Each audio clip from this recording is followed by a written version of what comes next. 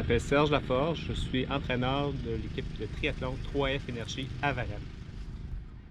Bonjour, je m'appelle Jean-Christophe Veilleux, je suis entraîneur du club de triathlon 3F Énergie. Bonjour, je m'appelle Philippe Audy, je suis entraîneur au club de triathlon 3F Énergie. Comme on le sait, le triathlon comporte 3 disciplines, natation, vélo, course. Aujourd'hui, on va faire la capsule sur la course à pied.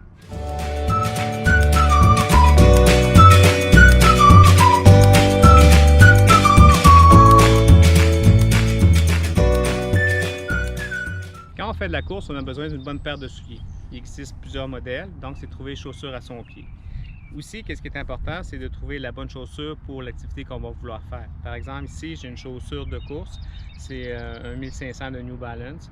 On voit que la semelle ici n'est pas trop profilée ou avec des crampons trop gros, comparativement à celle-ci qui est une chaussure de trail, de ultra. Donc, on peut voir que les crampons sont plus gros parce que le terrain est plus accidenté. Il existe aussi des souliers qu'on peut mettre avec des élastiques, comme ça, qu'on peut acheter à part, et des lacets ici. Avec des élastiques, c'est par exemple pour le triathlon, c'est un lacet qui va être plus facilement ajustable à son pied et plus facilement à mettre. On va pouvoir mettre notre chaussure plus rapidement. Autre que les chaussures, c'est important aussi d'avoir un bon vêtement. Pas besoin d'avoir un vêtement qui coûte très cher, mais par exemple un t-shirt, une short, de bons bas pour éviter les écorchures, les ampoules. Aussi, quand on fait de la course, bon, c'est important d'avoir aussi une paire de lunettes pour se protéger les yeux du soleil, une casquette pour se protéger encore une fois du soleil. Puis par la suite, si on n'aime pas les casquettes, il existe toujours des bandeaux comme celui-ci qu'on peut se mettre sur la tête. Donc, c'est être confortable et se protéger du soleil parce que celui-ci peut nous jouer des vilains tours.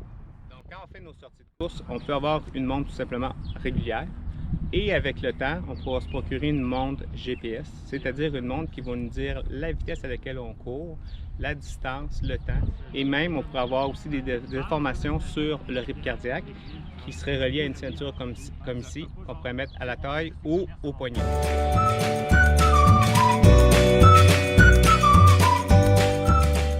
Quand on fait de la course, on peut faire des réchauffements avant de partir aussi, pour réchauffer notre corps tranquillement, ou on peut partir à un rythme plus lent.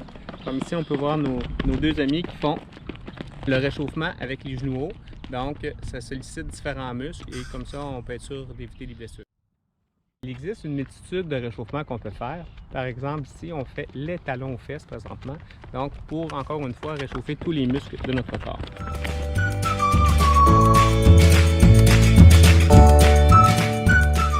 La position du corps est importante. Donc, on peut voir Philippe ici court les bras de gauche à droite, les poings fermés, la tête baissée. Ce serait important plus d'avoir une course plus droite. Donc, c'est sûr que tout le monde a son style à la course à pied, mais ici, on peut voir Jean-Christophe que la tête droite, les épaules relaxes, les coudes à 90 degrés, les mains relaxes aussi. Donc, dans le fond, quand on fait de la course, c'est d'être le plus relax possible pour éviter les blessures, d'être le moins crispé. De façon générale, lorsqu'on court, on s'assure de déposer le devant du pied ou le milieu du pied tout simplement, afin d'éviter les blessures. Quand on fait de la course à pied, c'est important d'écouter son corps, aller à son propre rythme. Quand on fait des petites distances, par exemple un 30 km, on peut commencer par faire 1 minute marche, 1 minute jog. Par la suite, on peut augmenter 2 minutes jog, 1 minute marche et ainsi de suite pour arriver à un 30 minutes de course. Donc, on peut commencer un rythme plus lent et augmenter aussi notre rythme avec le temps. Le corps, c'est vraiment une belle machine pour s'adapter à la course.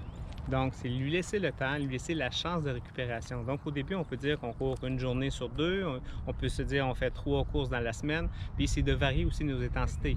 Donc, c'est faire peut-être une longue sortie, une plus courte sortie, des intervalles. Donc, c'est de varier pour permettre au corps de s'acclimater à différentes sessions de course, par exemple.